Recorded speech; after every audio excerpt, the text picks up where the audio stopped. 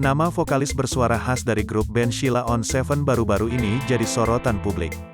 Terlebih lagi, sosok aktris cantik, Dian Sastrowardoyo ikut terseret dalam hal masa lalu duta Sheila on 7 tersebut. Tak hanya itu saja, disebut-sebut Duta dan Dian Sastro sempat memiliki intrik asmara di antara keduanya. Lebih mengejutkan lagi, Dian Sastro disebut-sebut pernah ditolak cintanya oleh vokalis kawakan tersebut. Bahkan pada hari Minggu, tanggal 24 April tahun 2022, kemarin, topik pembahasan kisah asmara Dian Sastro dan Duta tersebut sempat jadi trending topik di Twitter.